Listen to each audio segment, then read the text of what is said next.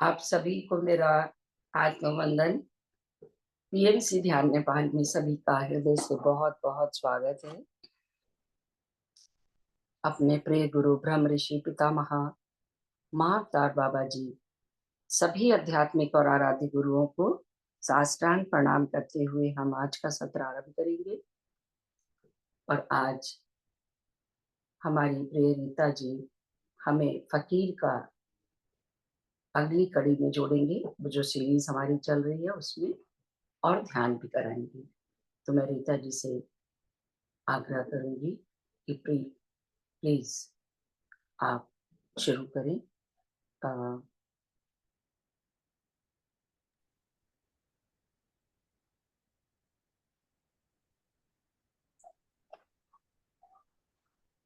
सभी मास्टर्स को मेरा आत्मवंदन। Thank you Santosh ji for this opportunity. सबसे पहले हम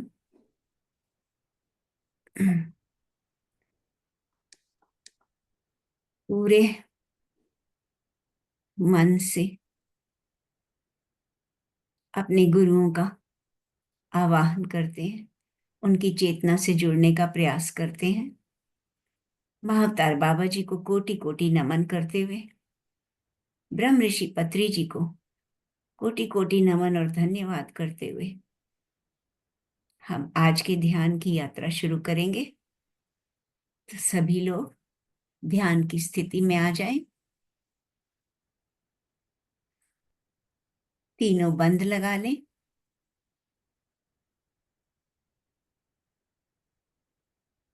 बिल्कुल शांत मन से बाहर से भीतर की यात्रा की तैयारी।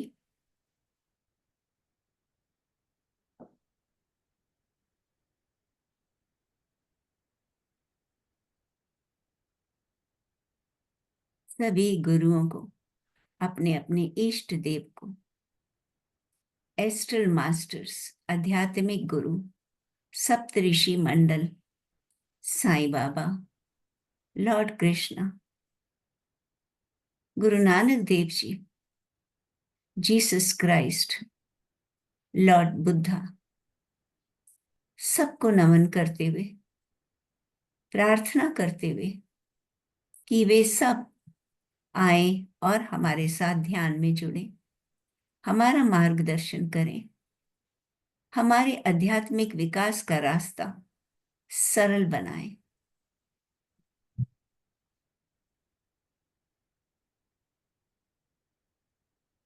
पूरा ध्यान अपनी सांसों पर लाते हुए अनुभव करें, हम सब के ऊपर एक गोल्डन पिरामिड स्थापित हो चुका है। उस गोल्डन पिरामिड की ऊर्जा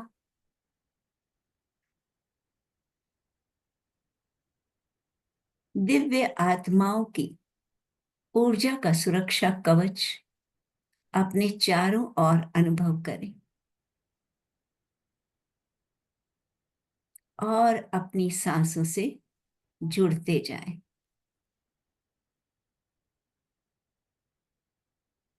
सुंदर, सरल और सहज सांसें, जिनमें कोई परिवर्तन नहीं करना,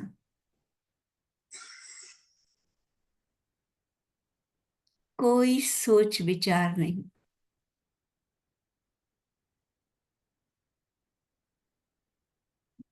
केवल एक ही संकल्प, मैं मन, बुद्धि और शरीर से परे एक शुद्ध चेतना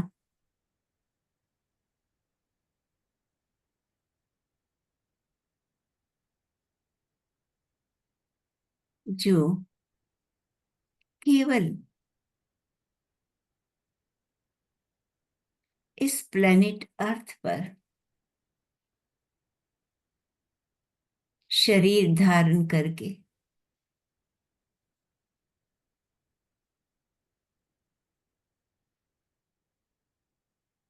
अनुभव लेते हुए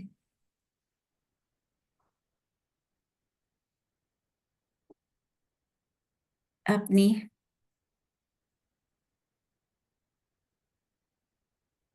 पूर्ण चेतना को अनुभव करने आई या अनुभव करने आया।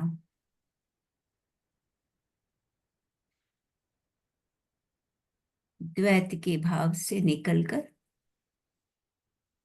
वापस मुझे अद्वैत के भाव में जाना है।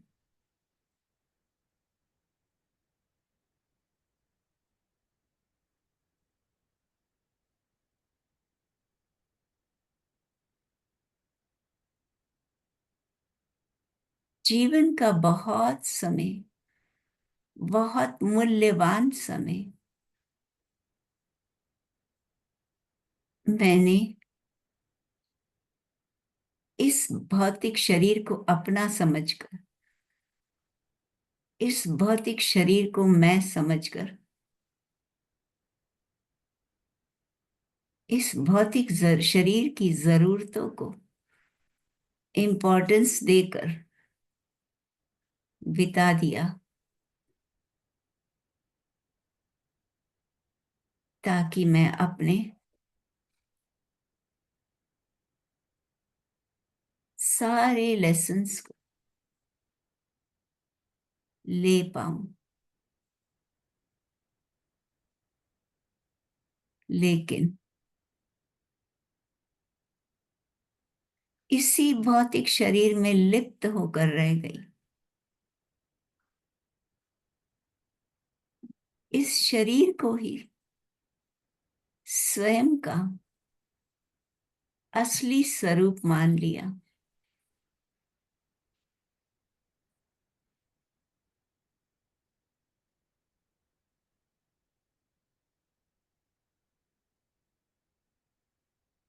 किसी से प्रेम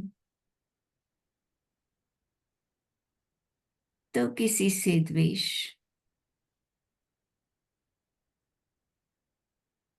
किसी को दुख दिया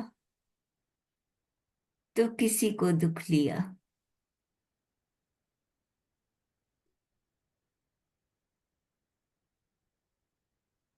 लेकिन कुछ भी उपलब्ध नहीं हुआ।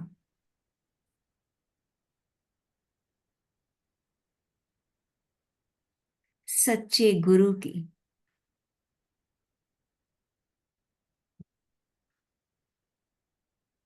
शरण भी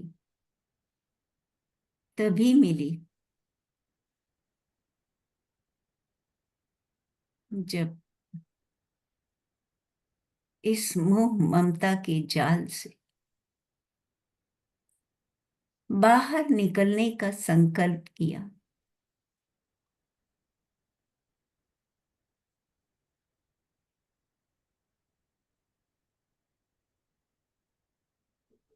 भगवान बुद्ध का ज्ञान तो बहुत समय से था।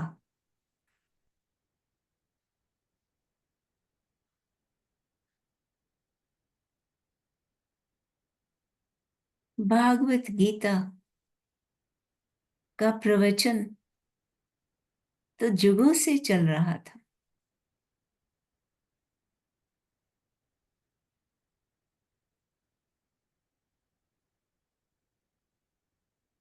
अर्जुन को मिला हुआ ज्ञान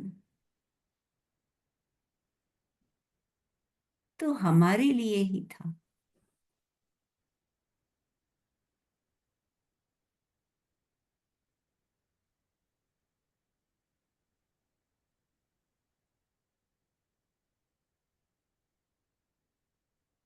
मैं इस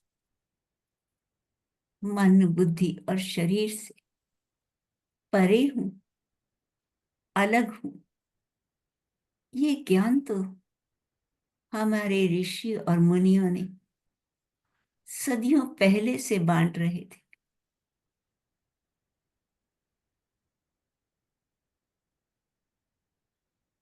लेकिन शायद मेरा समय नहीं आया था।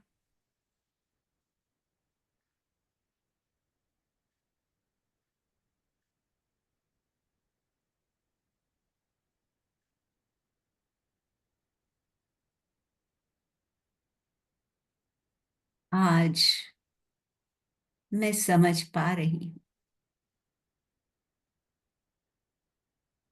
कि ये भौतिक जगत तो एक ऐसा गहरा कुआं है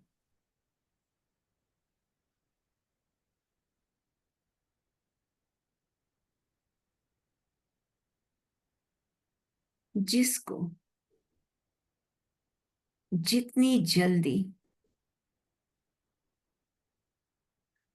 समझकर त्याग दिया जाए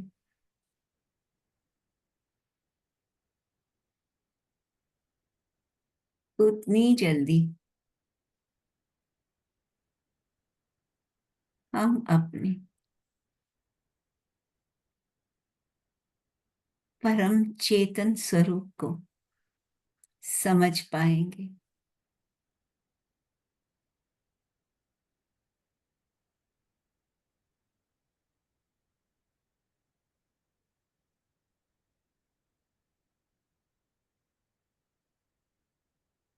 और उसका इतना सरल उपाय कि केवल आंखें बंद करो और सांसों की माला को आधार बनाकर अपने ही भीतर उतरते जाओ।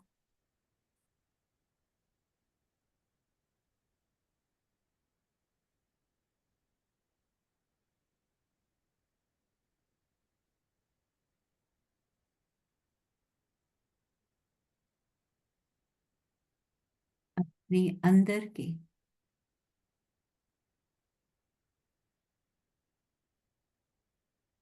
उस चेतन स्वरूप को पहचानो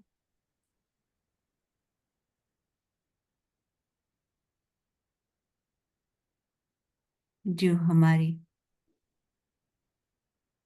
एक एक सेल में बैठा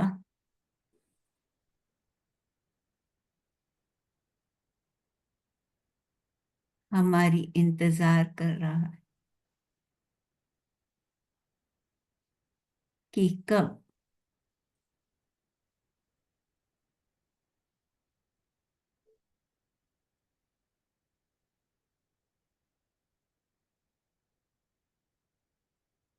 इस माया के बंधनों को छोड़कर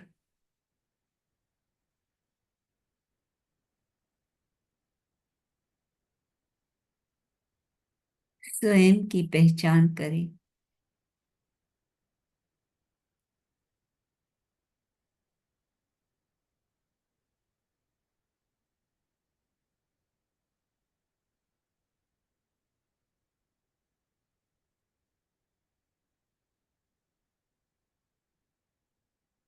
पहचाने उस धरती माँ को जो किसी से भेद नहीं करती,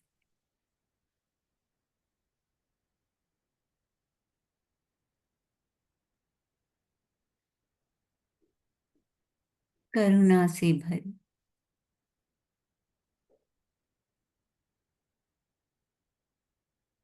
सबको अपनी गोद में स्थान देती है। उस जल तत्व को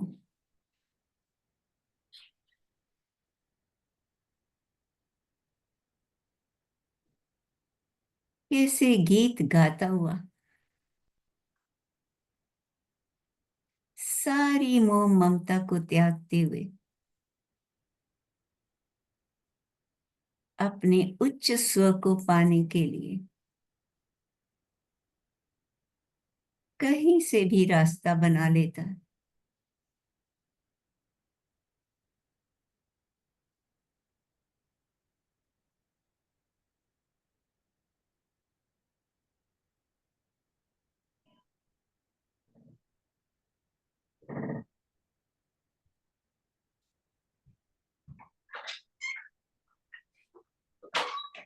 उन महान ऋषियों के वचन जो हर पल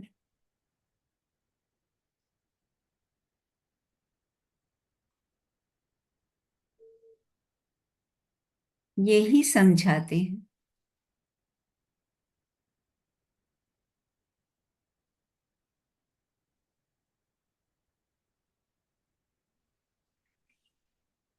कि तुम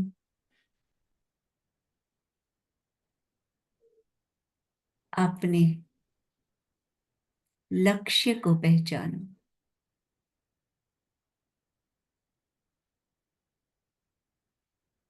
इस शरीर में रहते हुए शरीर से जुड़ना नहीं,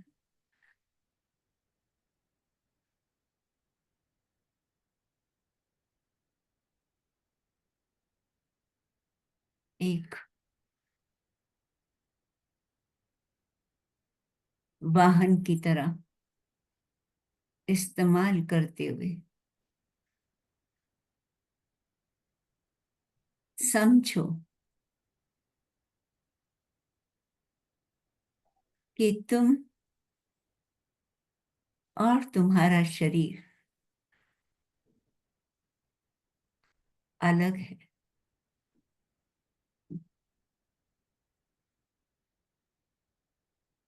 शरीर जो बदल रहा है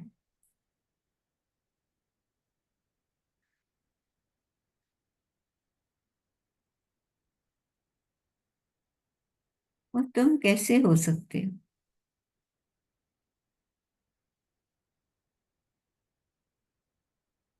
तुम तो बचपन में भी ऐसे ही थे,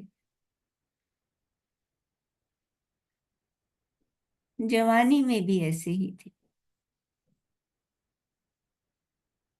अभी भी बिल्कुल वैसे ही हो।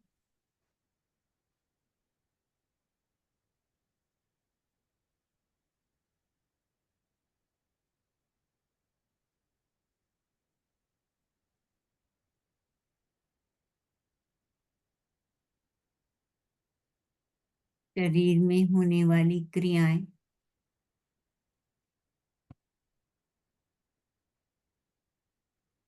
मुझसे अलग है। मैं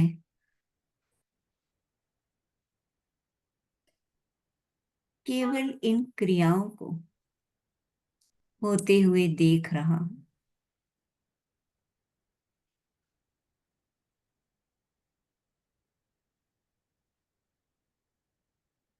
मैं जो देखने वाला हूं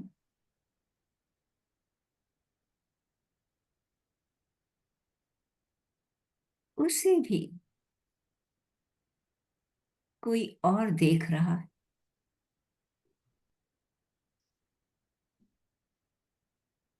वही मेरे प्रकाश का स्रोत है।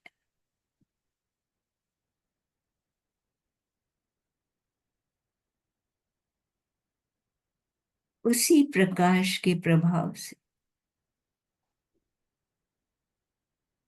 मैं इस शरीर के द्वारा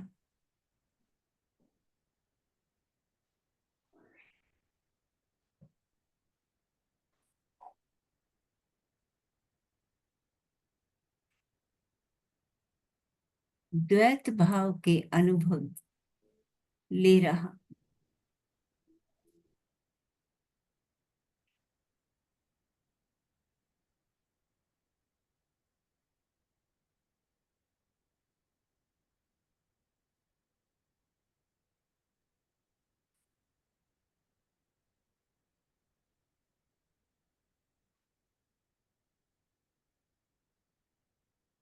ये शरीर मुझे मिला है,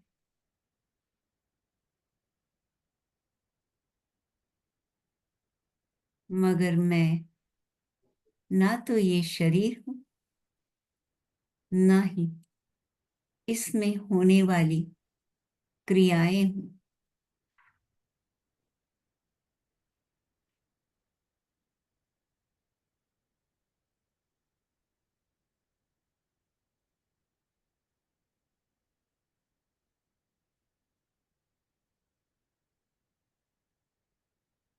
इस शरीर में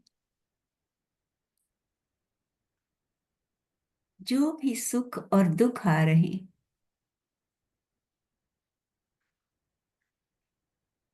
मुझे उनसे कोई वास्ता नहीं।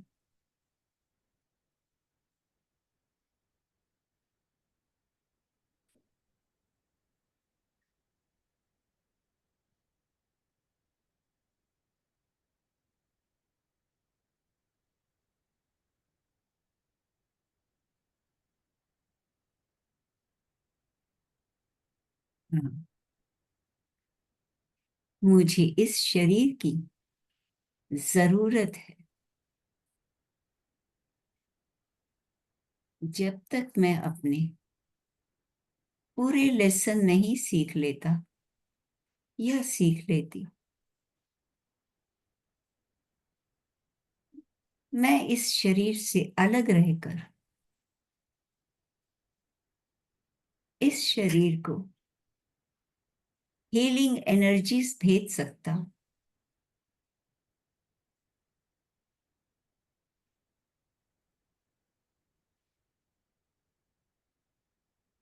ताकि ये शरीर स्वस्थ रहे और मुझे मेरे लक्ष्य तक पहुंचने में मदद करे।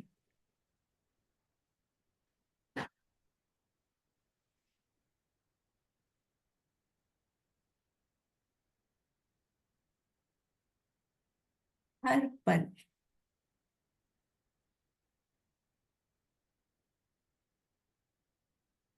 हर पल मास्टर्स, इस शरीर को अपने से अलग देखो। इसके सुख और दुख से मत लिपटो।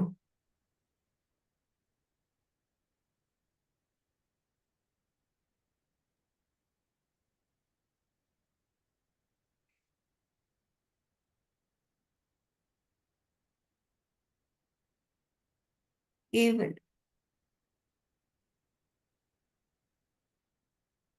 इससे अलग रहते हुए, निर्लेप रहते हुए,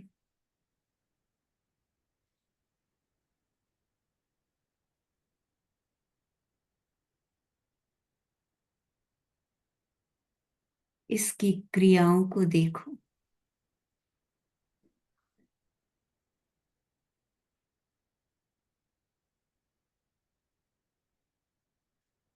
और इसको अपनी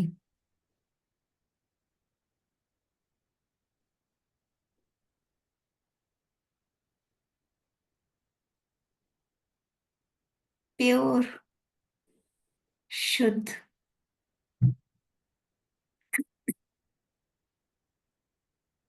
ऊर्जा का पान कराते रहो, ताकि ये शरीर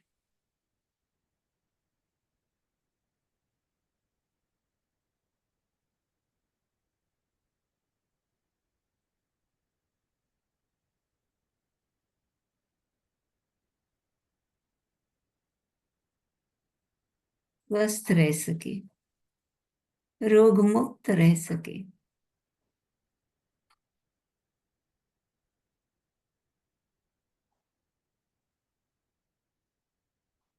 इसके सबकॉन्शियस माइंड से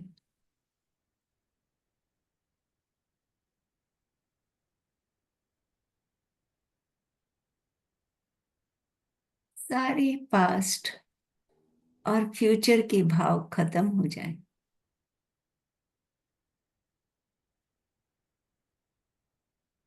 वर्तमान में रहते हुए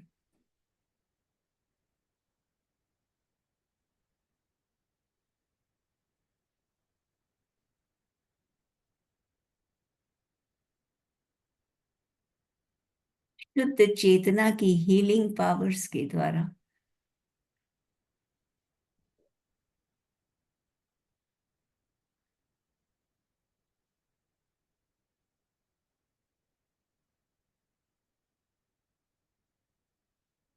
इसमें प्रेम,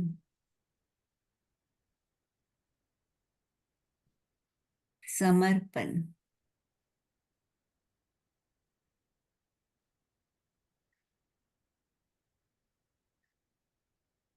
सेवा भाव जागृत हो सके।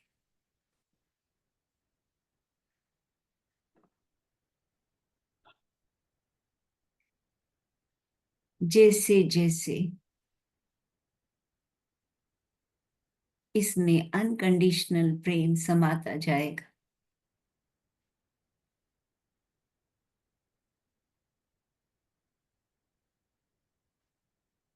इसका कार्मिक अकाउंट बैलेंस होता जाएगा।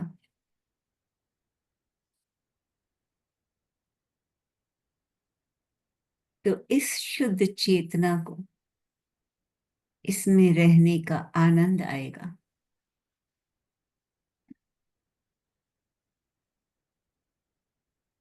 चेतना का विकास होगा।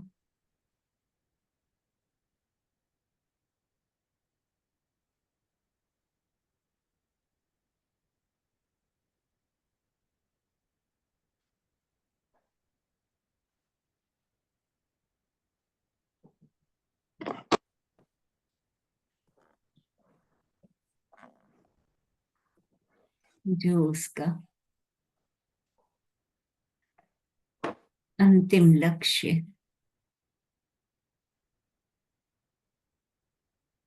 गुरुओं का सानिध्य मिलेगा,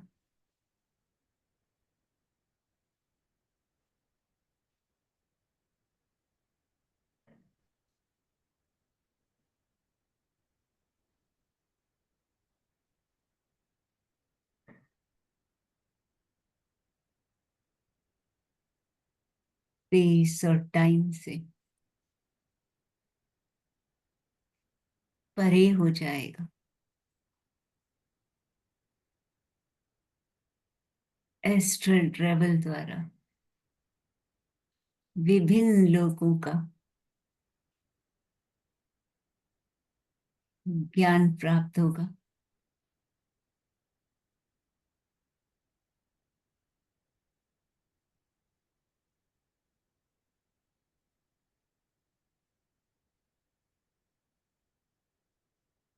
सही मायने में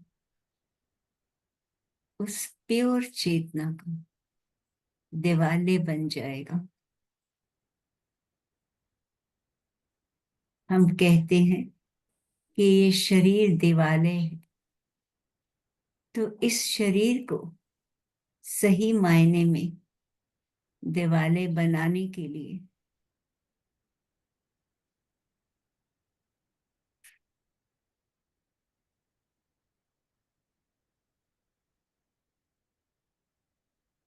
चेतना के गुणों को समझते हुए अपने अंदर उतारते हुए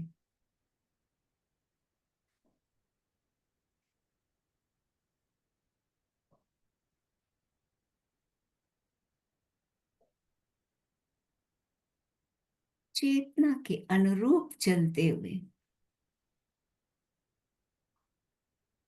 ये शरीर स्वस्थ और निर्मल दिवाले का रूप धारण कर लेगा।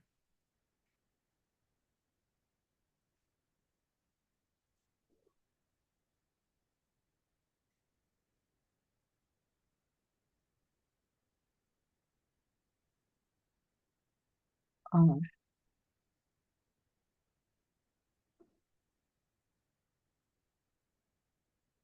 जीवन में रहते हुए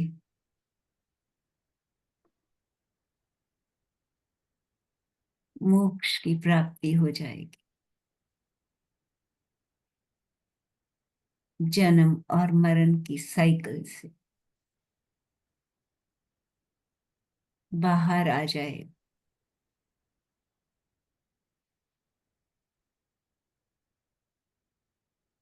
किसी की जजमेंट नहीं, किसी के जीवन में दखल अंदाजी नहीं।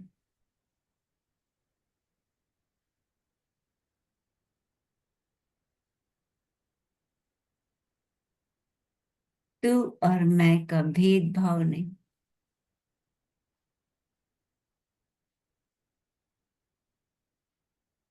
मास्टर्स, इन्हीं गुणों को अपनाने के लिए ब्रह्मऋषि पत्री जी ने हमें मेडिटेशन, आनापाना सती मेडिटेशन का सरल रास्ता दिखाया।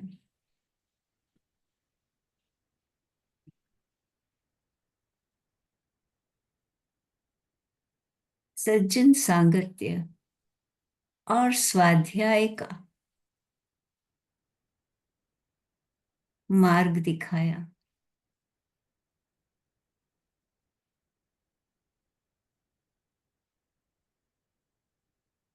अपने सभी दिव्य गुरुओं के प्रति आभार व्यक्त करते हुए, ये निश्चय करते हुए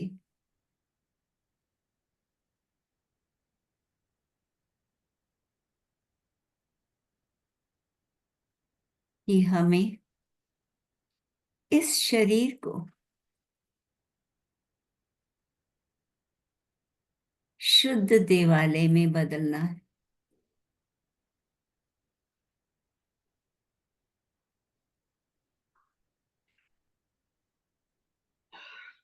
उस प्योर चेतना के गुणों को पूर्ण रूप से विकसित करना है। धीरे धीरे हम ध्यान से बाहर आने का प्रयास करेंगे।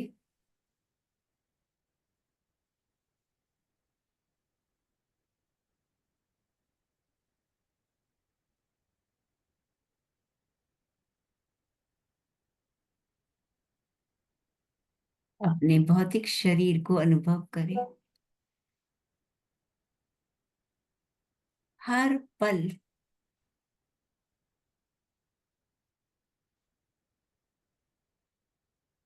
ध्यान रहे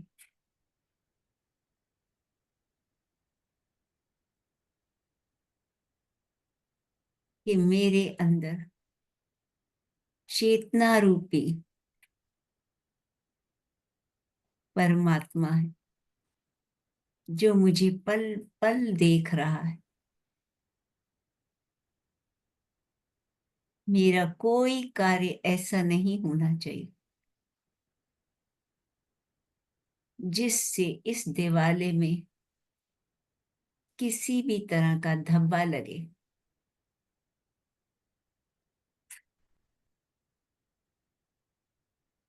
अपने सभी मास्टर्स को धन्यवाद देते हुए सभी दिव्य आत्माओं को धन्यवाद देते हुए विदा करेंगे और अपने दोनों हाथों को धीरे धीरे अलग करते हुए अपनी आंखों पर रखेंगे। 5, 4, 3, 2, 1, 0। धीरे धीरे आंखें खोलते हुए हाथों को हटाएंगे और मुस्कुराते हुए बाहर आ जाएंगे।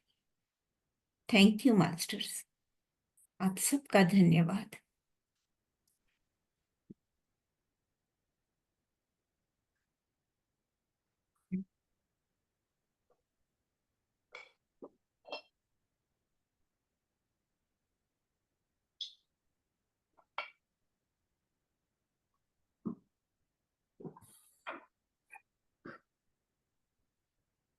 थैंक यू रीता जी, बहुत सुंदर ध्यान। हृदय से धन्यवाद, आपका आभार। Thank you. मुझे पता नहीं मैं क्या बोली। बहुत चलिए सुंदर। आज हम अपना आगे का पाठ शुरू करते हैं। हम पुस्तक फकीर, जिसको रुज़बे एन भारूचा ने लिखा है, उसी का अध्ययन जारी रखते हुए हमने पिछले पार्ट में सुना था कि रुद्र चाहता था कि साईं बाबा उसको छोड़कर ना जाएं। तो साईं बाबा ने कुछ कंडीशंस लगाई थी कि मैं नहीं छोड़ूंगा यदि तुम मेरी ये शर्तें मान लो।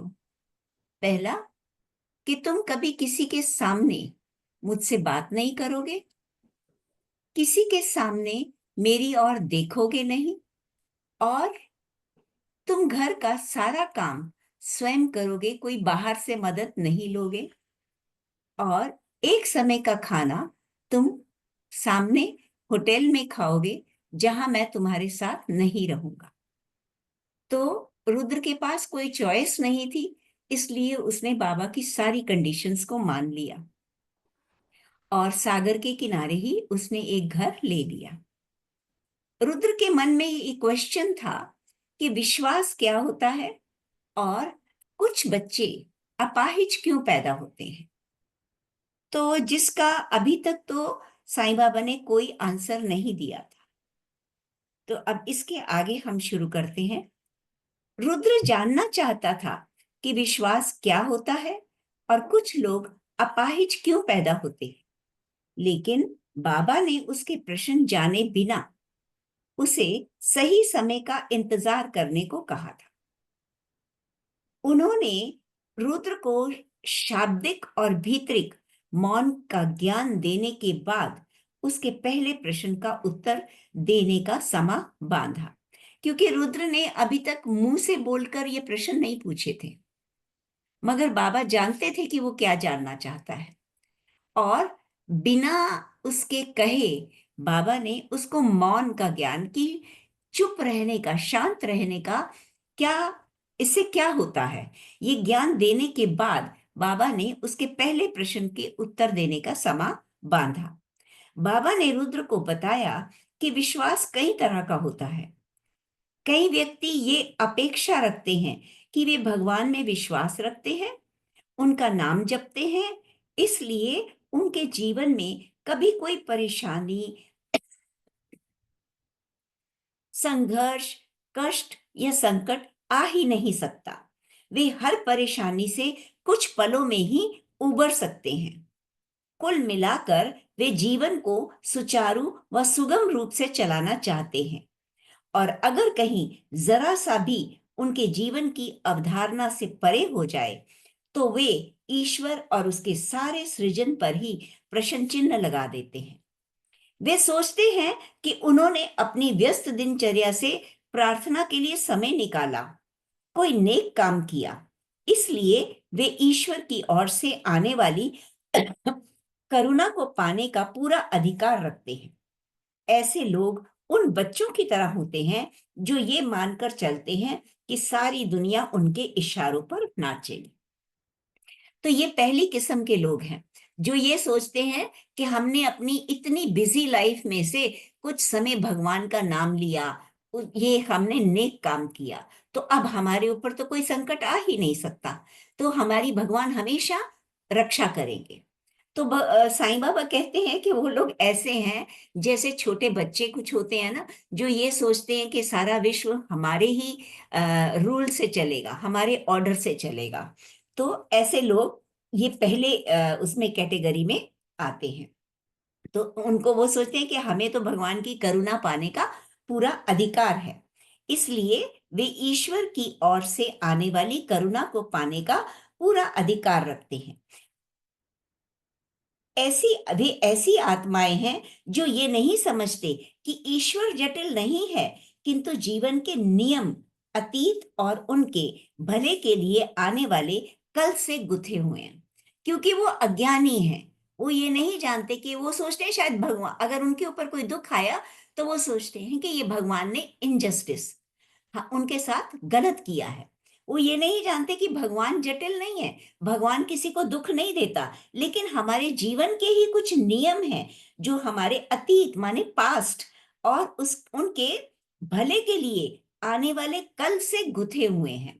फ्यूचर और पास्ट जो है उसी से उनका जीवन बनता है। बाबा ने बहुत सुंदर उदाहरण देकर समझाया कि दमे का रोगी रोगी बच्चा यदि आइसक्रीम के लिए जिद करता है तो माँ मना कर देती है, क्योंकि वो जानती है कि वो बच्चे की सेहत को नुकसान कर सकती है। अब बच्चा जो भी सोचे, लेकिन माँ तो गलत नहीं है। जैसे किसी जानवर के आगे मोती फेंकने से न केवल मोती व्यर्थ जाएंगे, बल्कि मोती फेंकने वाले को भी लोग बुरा ही कहेंगे। मैं तुम्हें यकीन दिला सकता हूं कि ईश्वर कभी भी एक भी मोती वेस्ट नहीं, बर्बाद नहीं करेगा। इतना कहकर बाबा चुप हो गए, ताकि रुद्र उनकी कही बातों को अपने भीतर सजो सके। रुद्र को बाबा शिरडी के साईं बाबा के जैसे दिखाई दे रहे थे।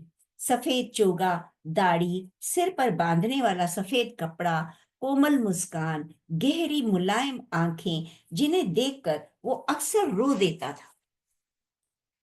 तो बाबा ने अपनी बात कहकर उनको उसको समझाया कि ये तो वही बात हो गई कि किसी जानवर के आगे आप मोती फेंक दो।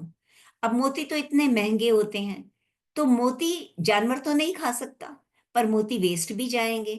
तो बाबा कहते हैं कि भगवान कभी भी ऐसे एक भी मोती वेस्ट नहीं करता, एक भी मोती को बर्बाद नहीं होने देता, क्योंकि जो चीज जिसके लिए बनी है वो चीज उसको वैसे ही मिलेगी, क्योंकि उसके कर्म, उसके जो अतीत है और उसका जो आने वाला कल है, उसी के अनुसार गुथा हुआ है और उसका जी चाहता है। और जब वो बाबा को देखता है तो उसको लगता है बाबा साईं बाबा ही हैं। उनके कपड़े, उनकी आंखें, उनका बात करने का ढंग, उसको सब कुछ उसमें बाबा ही नजर आते हैं। और जब भी वो बाबा को देखता है तो उसको वो हमेशा रो देता है। उसको उसका जी चाहता है कि बाबा के गले लग जाए। वह बाबा के स्वभाव और सादगी को पसंद करता था। रुद्र को एहसास हो गया कि बाबा अपने भोजन और आराम के बारे में कुछ खास ध्यान नहीं देते। उन्हें जैसा भी भोजन खिला दो, उसे पूरे आनंद के साथ खाते थे। उन्हें चाय बेहद भाती थी। हालांकि वे अक्सर रुद्र के हाथों की बनी चाय का मजाक उड़ाते, पर वे अक्सर चाय की मांग भी करते थे। चिलम, चाय और तेल का दीपक, केवल तीन चीजों के प्रति ही उनके भाव प्रकट होते थे। फिर बाबा ने दूसरे तरह के विश्वास की बात शुरू की। इस श्रेणी के लोग उन्नत आत्माएं होने के बावजूद लेन देन के चक्कर में उलझे रहते हैं। वे ये मानकर चलते हैं कि वे अपने गुरु या ईश्वर में आस्था रखते हैं, इसलिए न केवल चमत्कार संभव है, बल्कि निश्चित रूप से घटित होते हैं। दूसरी कैटेगरी के जो लोग हैं, विश्वास की दूसरी कैटेगरी के जो लोग हैं, वो कुछ उन्नत आत्माएं तो होती हैं, लेकिन फिर भी वो लेन देन के चक्कर में फंसे रहते हैं। और वो सोचते हैं कि ईश्वर में जो हम आस्था रखते हैं, अगर हमने ईश्वर पे विश्वास रखा है तो ईश्वर चमत्कार जरूर दिखाएगा। और वो अपने परिवार में आए असाध्य रोग को आता देख भी मायूस नहीं होते, वित्तीय संकटों से भी परेशान नहीं होते। जिस तरह सूरज के उगने और अस्त होने की दिशा निश्चित होती है, उसी तरह वे भी अपने विश्वास के प्रति निश्चित होते हैं कि उनका ईश्वर उन्हें हर तरह के संकट से उबार लेगा। वे यहां तक कहते हैं कि ये समस्या मेरी नहीं, उसकी है, और वही इसका हल निकालेगा। यानी वो ये कहना चाहते हैं, चूंकि मुझे तुम पर पूरा भरोसा है, इसलिए मेरा विश्वास टूटने मत देना। मैंने तुम पर भरोसा करके ही अपने स्नेह, ऊर्जा और समय का निवेश किया है। तो ऐसे लोग जो भगवान पे विश्वास रखते हैं, तो वो ये सोचते हैं कि उन्होंने अपना समय, अपनी ऊर्जा और अपना स्नेह भगवान को दिया है, तो ये जो मैंने इन्वेस्टमेंट की है, इसके बदले में भगवान उनको सही कर रखेगा। मैंने तुम पर भरोसा करके ही अपने स्नेह, ऊर्जा व समय का निवेश किया है, इसलिए बेहतर यही होगा कि तुम मुझे नीचा ना दिखाना। पर कई बार ऐसा भी होता है कि उन्हें अपने हिस्से के कड़े अनुभवों से भी निकलना होता है। इसके बिना कोई उपाय ही नहीं होता। तो दरअसल वे कड़े अनुभव स्वयं प्रभु द्वारा ही दिए जाते हैं, ताकि उन लोगों की आध्यात्मिक यात्रा की गति में वृद्धि हो सके और वे ऊंचे स्तर तक जा सकें, या आध्यात्मिक विकास का खाता खोल सकें, या फिर ये सब कर्मों के कारण भी हो सकता है। क्योंकि जो लोग अपना समय भगवान पे लगाते हैं ना, तो वो सोचते हैं कि उनके ऊपर दुख आएगा ही नहीं। लेकिन अब कभी कभी भगवान हमें कष्ट इसलिए भी देते हैं कि हम अपनी आत्मा का विकास कर सके। क्योंकि कष्ट आए बिना तो हम समझते भी नहीं है ना कि हम किस रास्ते पर क्या गलती कर रहे हैं। तो वो कष्ट देना भी जरूरी है। तो वो कहते बाबा कहते हैं कि कभी कभी तो भगवान कष्ट इसलिए देता है कि तुम उन चैलेंजेस को समझो और उससे लेसन लो, ताकि तुम्हारी आत्मा का विकास हो। या फिर वो कष्ट इसलिए भी आ सकते हैं कि हमारे कर्म कर्म कुछ ऐसे थे जिनके कारण हमें वो कष्ट आए हैं। तो हम अपनी आध्यात्मिक यात्रा का विकास भी तभी खोलते हैं। तो वैसे भी हम अगर अपनी लाइफ में देखें, जब तक इंसान सुखी रहता है ना, उसको भगवान की याद भी नहीं आती। वो अपने परिवार, अपने बच्चे, अपने पार्टनर, वो समझता है यही मेरा स्वर्ग है और यहाँ मैं जिंदगी भर ऐसा ही रहूंगा, मुझे कभी कुछ होगा ही नहीं। लेकिन एक्चुअली तो ये लाइफ नहीं है ना, जीवन तो ये नहीं है। कहीं ना कहीं तो कष्ट आएगा, और वो कष्ट आता ही इसीलिए कि हम अपनी आध्यात्मिक यात्रा शुरू कर सके। दरअसल वे कड़े अनुभव स्वयं प्रभु द्वारा ही दिए जाते हैं, ताकि उन लोगों की आध्यात्मिक यात्रा की गति में वृद्धि हो और ऊंचे स्तर तक जा सके, या आध्यात्मिक विकास का खाता खोल सके। या ये सब कर्मों के कारण भी हो सकता है। मालिक चाहता है कि आप उन कर्मों के भार से छूट जाएं जो आपको धरती पर रहने के लिए विवश कर रहे हैं। क्योंकि जब तक ये कर्मों का खाता बैलेंस नहीं होगा, हम धरती छोड़ नहीं सकते ना। बार बार जन्म लेने ही पड़ेंगे। अब भगवान को कहना कि मुझे तुम पर पूरा भरोसा है कि तुम मुझे कोई दुख नहीं आने दोगे, ये तो ऐसा हुआ कि तुम सर्जन के पास गए और बोल रहे हो कि मुझे पूरा विश्वास है कि तुम मेरे शरीर पर कोई चीरा नहीं लगाओगे या कोई ऑपरेशन नहीं करोगे। तो फिर सर्जन के पास जाने का मतलब ही क्या था? तुम एक अच्छा सर्जन तो ढूंढ सकते हो कि जो ऑपरेशन के अलावा कोई और रास्ता सुझा दे, या ऑपरेशन इस तरह से करे कि तुम जल्दी से भले चंगे हो जाओ। अब अगर सब अच्छा हो जाता है, तो ऐसे लोग कहते हैं कि उन्हें मालूम था ईश्वर उनका भरोसा नहीं टूटने देंगे। और अगर कुछ ऊपर नीचे हो जाए, तो कहेंगे कि प्रभु ने उन्हें नीचा दिखा दिया। तो ये सेकंड कैटेगरी के लोग हैं, जो सोचते हैं कि कोई भी दिक्कत आएगी तो भगवान सुलझा देंगे, उनको उनके ऊपर कष्ट नहीं आएगा।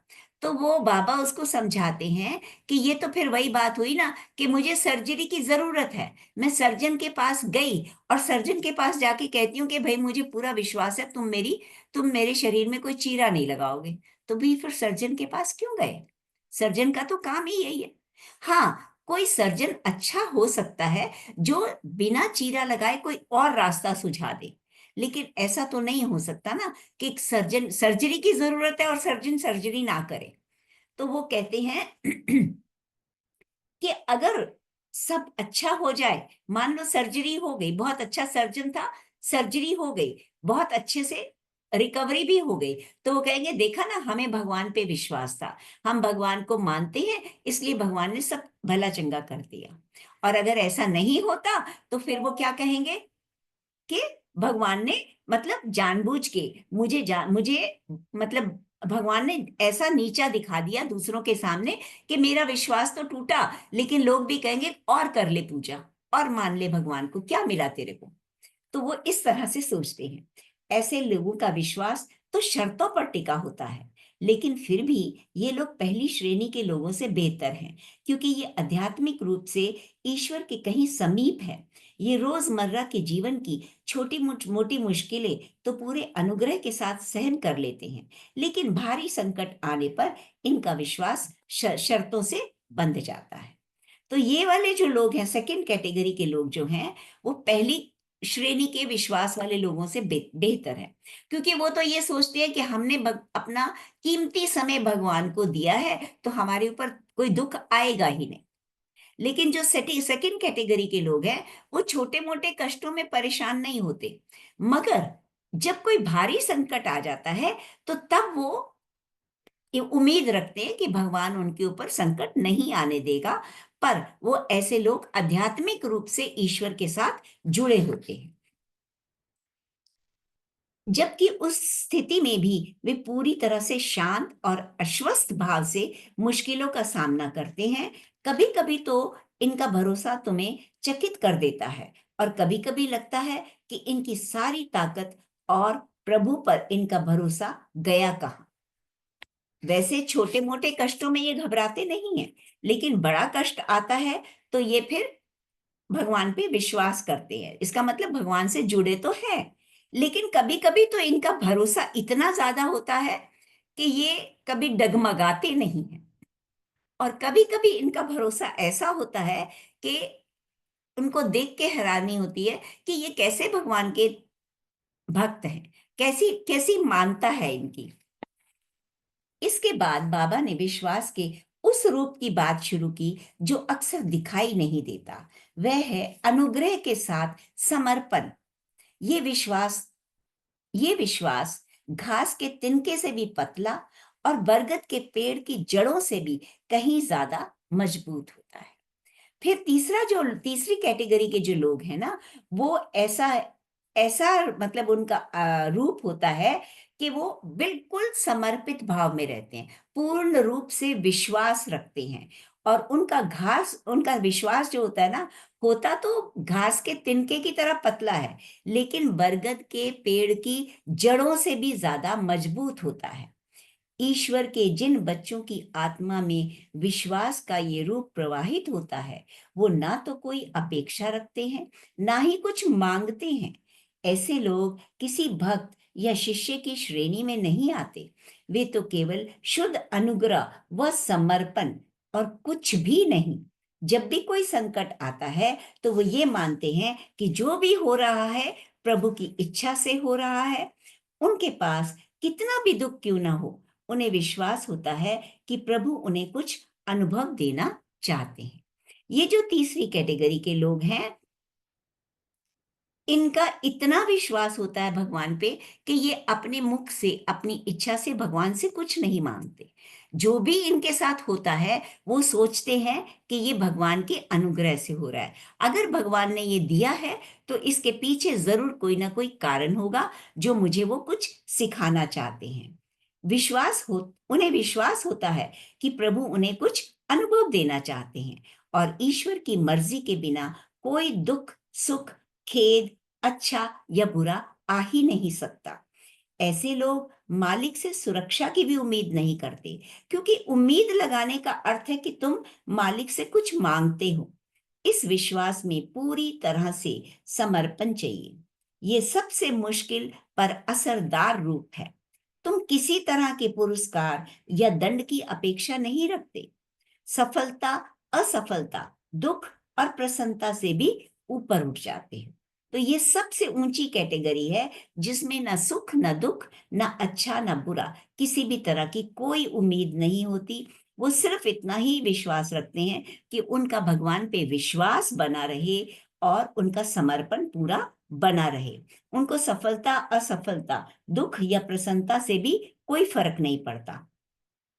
वे इसी जानकारी से अपने आप को संतुष्ट रखते हैं कि उनके जीवन में ईश्वर की मर्जी के बिना कोई सुख दुख अच्छा या बुरा आ ही नहीं सकता।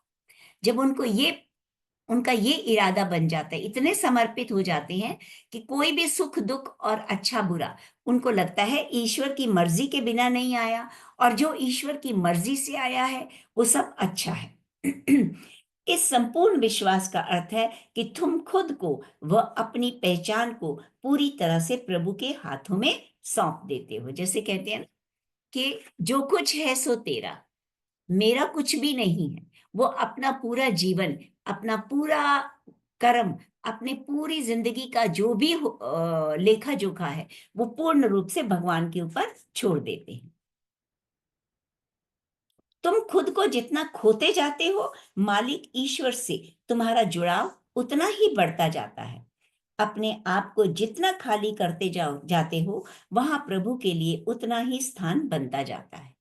तुम जितना समर्पित होते जाओगे, तुम्हारे अंदर भगवान के लिए स्थान बढ़ता जाएगा, तुम भगवान के साथ और ज्यादा कनेक्ट होते जाओगे। प्रभु के लिए उतना ही स्थान बनता है, उनके भीतर प्रभु का वास होता है। वे जो भी कहते, सुनते, बोलते या सोचते हैं, वे वास्तव में प्रभु के द्वारा ही किया जा रहा है। ऐसे लोग प्रभु को दरवेश अथवा साधन की तरह ही जानते हैं। सॉरी, ऐसे लोग प्रभु के दरवेश अथवा साधन की तरह हो जाते हैं, वे प्रभु का माध्यम बन जाते हैं। जो ऐसे लोग हैं जो सोचते हैं कि जो कुछ भी हो रहा है वो प्रभु की इच्छा से हो रहा है, तो वो भगवान के मैसेंजर बन जाते हैं, जिनको हम माध्यम कहते हैं ना। कई लोगों के पास हम जाते हैं तो वो हमें बता देते हैं कि तुम्हारे ऊपर ये जो सब कुछ हो रहा है इसका कारण क्या है और इससे कैसे बाहर आ सकते हैं। तो उनके अंदर से भगवान की आवाज आती है, वो उनके माध्यम बन जाते हैं। अब इसके विपरीत एक और श्रेणी के लोग हैं जो विश्वास या समर्पण के बजाय भाग्य या नियति की बैसाखियों का सहारा लेते हैं। वे हर चीज के लिए ईश्वर या भाग्य को दोषी ठहराते हैं, यहाँ तक कि उनके प्रयास में भी पूरी क्षमता नहीं होती, क्योंकि उनके अनुसार जब सब कुछ किस्मत ने पहले से ही लिख रखा है तो मेहनत करने से क्या लाभ होता है। अब इन तीनों लोग कैटेगरीज के बाद एक इससे बिल्कुल ऑपोजिट कैटेगरी के लोग भी होते हैं, जो विश्वास या समर्पण, ना तो समर्पित होते हैं ना पूरा विश्वास रखते हैं, बल्कि वो कहते हैं कि ये सब भाग्य में लिखा हुआ है, और जब भाग्य में लिखा ही हुआ है तो फिर कुछ करने की जरूरत क्या है, फिर तो जो लिखा हुआ है वो होने दो। ना तो वो भगवान को मानते हैं और ना ही किसी नेक रास्ते को भी अपनाने की जरूरत समझते हैं। जब सब कुछ किस्मत ने पहले से ही लिख रखा है तो मेहनत करने से क्या लाभ होगा। अगर बातें उनके पक्ष में नहीं जाती तो वो एक ही बात कहते हैं कि वह तो हमारी किस्मत में ही नहीं था, या भगवान चाहते ही नहीं थे कि वह काम हमारे हाथों से हो। दोस्तों, यह दोनों तरह के लोग अपना भार भगवान पर छोड़ते हैं, लेकिन अंतर ये है कि दरवेश किसी पुरस्कार या दंड के लालच के बिना सारे नतीजे पूर्ण समर्पण भाव से अपने भगवान को सौंपता है। इससे जो पहले वाली कैटेगरी के लोग थे, वो ये मानते हैं कि जो कुछ हो रहा है वो भगवान की इच्छा से हो रहा है, और अगर कोई कष्ट आया है तो भगवान जरूर मुझे कुछ सिखाना चाहते हैं, इसलिए कष्ट दे रहे हैं, तो वो समर्पित होकर उसको स्वीकार करते हैं। उनके मन में इस बात की रंजिश नहीं होती कि मेरे साथ बुरा क्यों हुआ, अच्छा ही क्यों नहीं हुआ। और जो चौथी कैटेगरी के लोग हैं वो कैसे हैं कि वो भी एक तरह से समर्पित है भगवान पे, पर वो मेहनत नहीं करते। वो सोचते हैं जो भाग्य में लिखा गया, जो भगवान ने लिख दिया, वो पत्थर की लकीर है, वो होनी ही है, तो फिर मैं मेहनत क्यों करूं, फिर मैं कुछ भी काम क्यों करूं। तो वो इस तरह से, मतलब वो नेगेटिविटी आ जाती है वहां पे। वो कोशिश ही नहीं करते, वो कहते हैं जो भाग्य में लिखा गया वो होना ही है, इसलिए मैं परवाह क्यों करूं। तो जो दरवेश है, जो जो पूर्ण रूप से समर्पित है कि भगवान की इच्छा से जो हो रहा है वो अच्छा हो रहा है, वो बनते हैं भगवान के मैसेंजर, वो बनते हैं भगवान के दरवेश। वो किसी भी पुरस्कार या दंड के लालच के बिना ही सारे नतीजे समर्पण भाव से सह लेते हैं, और उसे जो भी मिलता है उसे भगवान का प्रसाद मानकर स्वीकार करते हैं। वहीं दूसरी ओर भाग्य को मानने वाला अपनी जिंदगी को बेहतर देने की बजाय यही मानता है कि सब कुछ तो ईश्वर ने पहले से तय कर रखा है, तो तुम चाहे जो भी करो, अंत में तो जो होना है सो ही होना है। ऐसे व्यक्ति के जीवन में बेचारगी, कुंठा, नकारात्मकता, पराजय घर कर लेती। तो पूरी तरह से समर्पित होने वाले जो लोग हैं वो हर चीज को, हर मिले हुए सुख और दुख को भगवान का प्रसाद मानकर स्वीकार करते हैं। और जो कुंठित लोग होते हैं वो कहते हैं कि जो अगर नेगेटिव हुआ है तो भगवान की मर्जी से हुआ है, क्योंकि भगवान ने तो हमें पहले ही ऐसा लिख के भेजा था। तो वो ऐसे जो व्यक्ति होते हैं ना, वो बेचारगी के विचार, उनके अंदर बेचारगी होती है, वो नकारात्मक होते हैं, उनके अंदर पराजय का भाव आ जाता है। तो ये विश्वास जो है, ये तुम्हें हर तरह की अपेक्षा से, ये जो विश्वास है ये तुम्हें हर तरह की अपेक्षा से मुक्त कर देता है। वे जीवन को सबसे बेहतर देने के साथ साथ उसके सारे फल प्रभु को सौंप देते हैं। जो हर करनी को, जो हर होनी को भगवान की मर्जी समझकर प्रसाद के रूप में स्वीकार करते हैं, उनके सारे हर अपनी की हुई हर क्रिया को और उस क्रिया के फल को भी वो भगवान को सौंप देते हैं। तो उनके जीवन में जो कुछ भी घटता है वो उसे पूरे अनुग्रह व सकारात्मक समर्पण के साथ स्वीकार कर लेते हैं। तो ये सब सुनने के बाद रुद्र ने बाबा से पूछा कि क्या सच्चा विश्वास रखने वाला इंसान, दरवेश या प्रभु का माध्यम कभी अपने जीवन या उसके परिणामों से दुखी या व्याकुल नहीं होता? तो अब यहाँ पर रुद्र बाबा से एक और प्रश्न पूछ रहा है कि जिस व्यक्ति ने पूर्ण रूप से अपने आप को भगवान के प्रति समर्पित कर दिया है, जो भगवान का दरवेश बन गया है, क्या वो अपने दरवेश बन गया मतलब मैसेंजर बन गया? जो भी किसी का मैसेज होता है वो भगवान उसके थ्रू बुलवा देते हैं, लेकिन क्या वो अपने जीवन और अपने जीवन के परिणामों से कभी व्याकुल नहीं होता? तो बाबा बोले, हो सकता है कि वह कभी कभी अस्थाई तौर पर अपनी प्रतिक्रिया दे, लेकिन उसके बाद वो गुस्से, कुंठा और बदनीयती से अपने दिल दिमाग को तार तार नहीं होने देगा। उसके मन में बदले की भावना नहीं आएगी या भगवान को वो कोसता नहीं कि मेरे साथ ऐसा क्यों हुआ। जैसे अगर तुम्हें कोई चाकू से काटे तो दर्द भी होगा, और शायद तुम्हारे मुंह से चीख के साथ कोई उल्टी सीधी बात भी निकल जाए, लेकिन जल्द ही यदि तुम खुद को संभाल लेते हो, शांत हो जाते हो, पूरे समर्पण के साथ स्वीकार कर लेते हो, तो तुम्हारे दिल, दिमाग और आत्मा की ये खूबियां ही तो विश्वास और आध्यात्मिक वृद्धि का आधार बनती है। तो जब रुद्र ने पूछा कि जो लोग भगवान का माध्यम बन जाते हैं, पूर्ण रूप से समर्पित हो जाते हैं, उसकी दी हुई हर सुख और दुख को प्रसाद समझकर सहन कर लेते हैं, क्या उनके अपने जीवन में जब कोई दुख आता है तो वो कभी परेशान नहीं होते? तो बाबा ने कहा, ऐसा नहीं है, परेशान होते हैं, हो सकते भी हैं, होते भी हैं। और वो उसका उदाहरण उन्होंने दिया कि मान लो कोई तुम्हें चाकू से काटता है तो तुम्हें दर्द होगी तो तुम चीखोगे भी, और हो सकता है उस समय तुम कुछ उल्टे सीधे शब्द भी कह दो, लेकिन जो पूर्ण रूप से समर्पित है वो बहुत जल्दी उस भाव से बाहर आ जाएगा, उसकी नकारात्मकता जल्दी ही खत्म हो जाएगी, और वो ये अपने आप को बहुत जल्दी संभाल लेगा और भगवान इस पूरे इंसिडेंट को स्वीकार कर लेगा। तो तुम्हारे दिल, दिमाग और आत्मा की ये खूबियां ही तो विश्वास और आध्यात्मिक वृद्धि का आधार है। क्योंकि जब तुम अपने आप को संभाल लेते हो तो तुम्हारी यही खूबियां हैं कि तुम किसी को दोष नहीं देते। तुम सोचते हो कि जो हुआ वो ईश्वर की मर्जी से हुआ और मुझे कुछ सिखाने के लिए हुआ। तो इसी से तुम्हारे आध्यात्मिक विकास बढ़ता है। तो दोस्तों, इस अध्याय में बाबा ने यही उपदेश दिया है कि सच्चा विश्वास वह है जब हमें मालिक पर पूरा भरोसा हो कि जो भी होता है उनकी मर्जी, उनकी इच्छा और आशीर्वाद से होता है, और मेरे लिए इससे बेहतर कुछ हो ही नहीं सकता। हर घटना को पूरे अनुग्रह और सकारात्मक समर्पण के साथ स्वीकार किया जाता है, क्योंकि उसमें ईश्वर की मर्जी छिपी रहती है। और अगर तुम अपने लिए सही वस्तु की प्रार्थना करोगे तो ईश्वर को तुम्हें वह देनी ही होगी।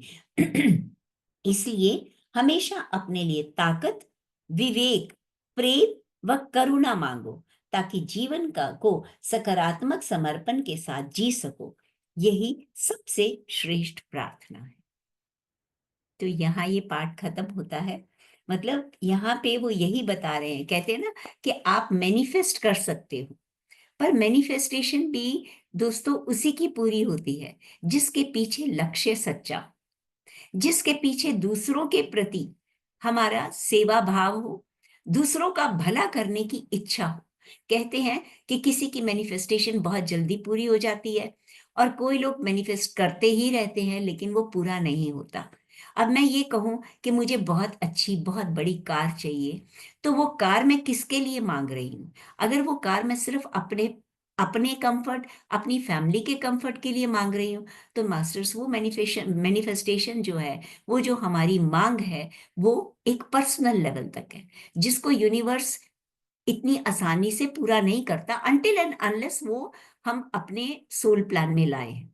लेकिन जो लोग ये सोच के कहते हैं कि हाँ मेरे पास बड़ी कार होगी तो मैं लोगों को सत्संग ले जाऊंगा, मैं लोगों को वर्कशॉप्स अटेंड करवाऊंगा, तो वहां पे जो वो मांग है वो इसलिए भी है, अपना कंफर्ट भी है उसमें, अपनी शान भी है, लेकिन उसमें वो दूसरों का भला भी करना चाहता है, तो वो मैनिफेस्टेशन जल्दी पूरी हो जाती है। तो वो यही कहते हैं कि हमेशा अपने लिए अगर मांगना है कुछ तो ताकत मांगो, विवेक मांगो, प्रेम और करुणा मांगो, जो हम दूसरों में बांट सके और विवेक से दूसरों की मदद कर सके, तो वो सकारात्मक समर्पण के साथ हम जी सकेंगे।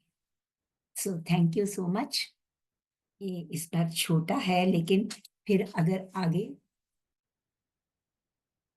अभी तो बहुत टाइम है। बहुत सुंदर किया जब से शुरू किया है, समय हो टाइम चुका नहीं है। है। नहीं, 8 टाइम हो मिनट गया रीता जी, 10 हमारा मिनट टाइम हो गया है, पता ही नहीं चला। 4 to नहीं, हम 5 है सोचे ना, 5 से 6 का टाइम है। मैं 4 to 5 है ना, मैं सोच रही हूँ अभी तो 6 बजे तक चलना है, सॉरी। हाँ thank you Rita ji, thank बहुत यू बढ़िया रीता जी, मेडिटेशन, बहुत बहुत ही अच्छा, सुंदर बहुत आवाज है। बहुत बहुत बढ़िया अच्छा था सुनाया, मेडिटेशन, बहुत अच्छे। और हम थैंक लोगों आपने को ज्ञान दिया। हम लोगों को भी ऐसा ही लग रहा था क्योंकि इतना ज्यादा उसमें एनग्रॉस्ड थे, इतना सुंदर डिस्क्रिप्शन है ना कि सच में ये नहीं लगा कि हाँ टाइम ओवर हो गया है। बहुत वो सुंदर 6 बजे तक की आदत है ना अभी। आदत हाँ, है। तो वो मैं घड़ी देख रही हूँ, मैंने कहा अभी तो 5:15 भी नहीं हुए, ये कैसे पूरा हो गया? मैं बदल गया। Thank you. आपके इस विचार सुनने पे और जो कहानी का आनंद बना हुआ था ना, उसमें टाइम का तो बिल्कुल ध्यान नहीं नहीं था। पता। टाइम नहीं बस पता यही था चलता। कि बस वो चलता रहे इतने हम सब उसमें ना बिल्कुल कहते ना मंत्रमुग्ध हुए थे। एक तो टोटल सरेंडरेंस हाँ जी, के